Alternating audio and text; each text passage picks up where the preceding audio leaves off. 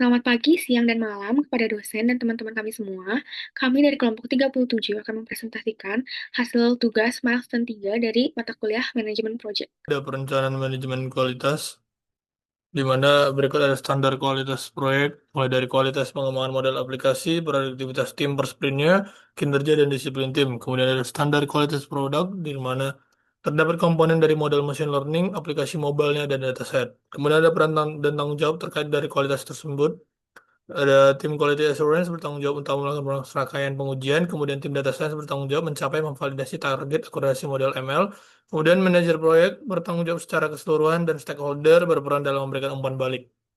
Oke, selanjutnya ada jaminan kualitas versus kontrol. Yang pertama, ini adalah quality management plan. Rencana ini bertujuan untuk memastikan bahwa aplikasi prediksi risiko penyakit diabetes yang kita kembangkan memenuhi standar akurasi medis, keandalan teknis, dan kepuasan pengguna sesuai persyaratan sponsor. Sini ada tiga.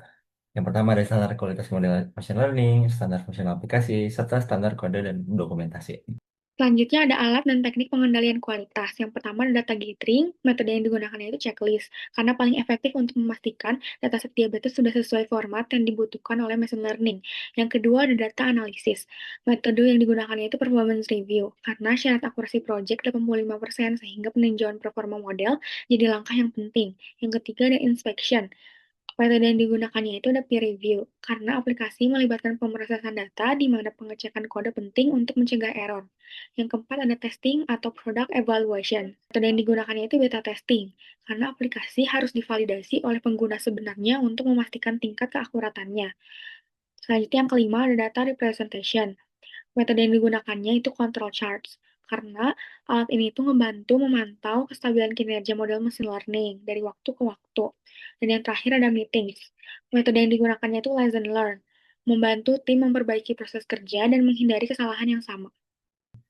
Selanjutnya ada perencanaan sumber daya manusia dan fisik, yaitu apa saja yang kita rencanakan untuk sumber manusianya. Yang pertama ada tim UI designer, lalu ada tim frontend developer, lalu ada tim quality assurance yang masing-masing memiliki tanggung jawab serta keahlian yang berbeda-beda.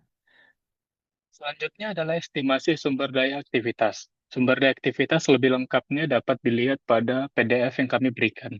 Namun, pada saat ini saya hanya akan menjelaskan 4 bagian saja yang paling penting. Yang pertama adalah machine learning. Dikerjakan oleh 2 orang data scientist dengan menggunakan Cloud GPU instance. Hal ini wajib digunakan karena critical resource-nya adalah Cloud GPU untuk memudahkan dalam trainingnya. Yang kedua adalah desainer UI UX dengan menggunakan Figma profesional untuk kolaborasi real-time dan juga prototyping. Selanjutnya adalah back-end developer. Ini dikerjakan menggunakan Firebase dan Postman untuk integrasi API model prediksi.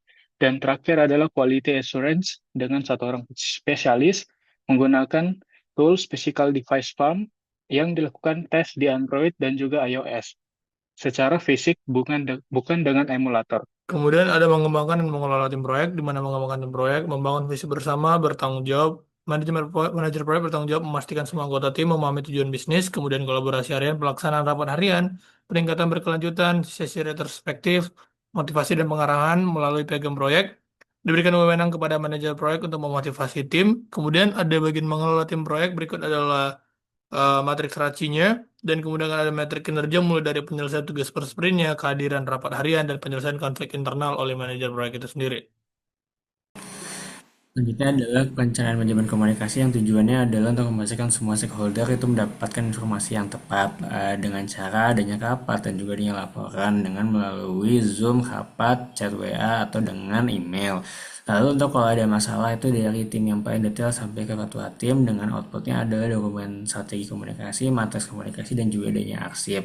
Lalu untuk mengelola dan memantau komunikasi project, yang pertama adanya media komunikasinya dengan yang tadi sudah disebutkan, lalu dokumentasinya dengan arsip dan notulensi. Lalu kalau misalkan permasalahan komunikasinya itu biasanya stakeholder tuh tidak membaca. Dengan evaluasi efektivitasnya adalah dengan survei singkat dan juga adanya feedback stakeholder yang akan ditindak perbaikannya dengan cara evaluasi.